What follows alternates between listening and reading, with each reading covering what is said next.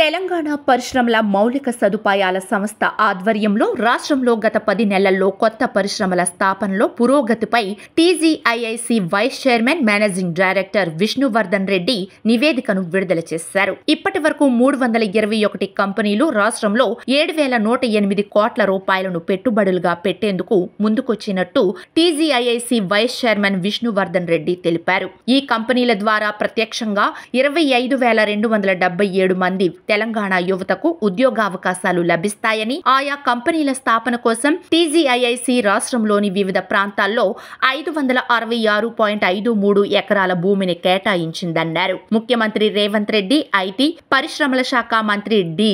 శ్రీధర్ బాబు ఇటీవల Davos, America, దక్షిణ కొరియాలో చేపట్టిన పర్యటనలతో రాష్ట్రంలో పెట్టుబడులు ఊపందుకున్నాయి. పెట్టుబడులు పెట్టేందుకు ఆసక్తి చూపిన కంపెనీలతో పరిశ్రమల శాఖ నిరంతరం సంప్రదింపులు జరుపుతూ వారికి అవసరమైన భూమిని సమకూర్చే ప్రయత్నం చేస్తోందన్నారు. రాష్ట్రంలో పరిశ్రమల స్థాపనకు ముందుకొచ్చే కంపెనీల పూర్వాపరాలను పరిశీలించిన అనంతరం తెలంగాణ ప్రభుత్వ పరిశ్రమల పాలసీలకు అనుగుణంగా ఉన్న కంపెనీలకు ప్రభుత్వం అందించే అన్ని సౌకర్యాలను కల్పిస్తున్నారు.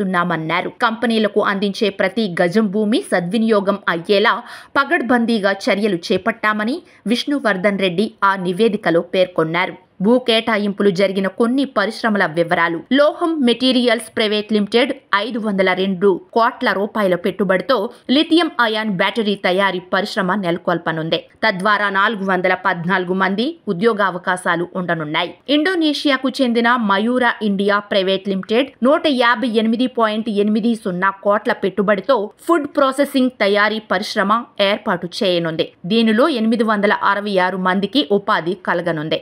జయదుర్గ హోమ్ డెకార్స్ 114.12 కోట్ల పెట్టుబడితో నెలకొల్పే పరిశ్రమలో 950 మందికి ఉద్యోగాలు ఉండనున్నాయి. డ్రోగో డ్రోన్స్ ప్రైవేట్ లిమిటెడ్ 34.63 కోట్ల పెట్టుబడితో నెలకొల్పే పరిశ్రమలో 300 మందికి ఉద్యోగావకాశాలు ఉన్నాయన్నారు. అమృతాంజన్ హెల్త్ కేర్ లిమిటెడ్ 125.04 కోట్ల పెట్టుబడితో నెలకొల్పబోయే పరిశ్రమలో 142 మందికి ఉద్యోగావకాశాలు ఉండనున్నాయని తెలిపారు.